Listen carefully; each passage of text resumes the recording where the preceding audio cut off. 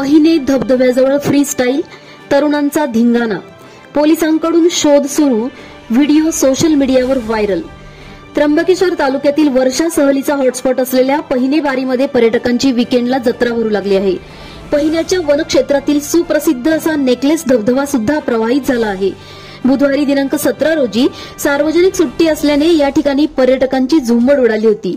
अशावेळी नाशिकमधून गेलेल्या काही तरुणांमध्ये खटके उडाल्याने फ्री स्टाईल हाणामारीचा प्रकार या ठिकाणी घडला।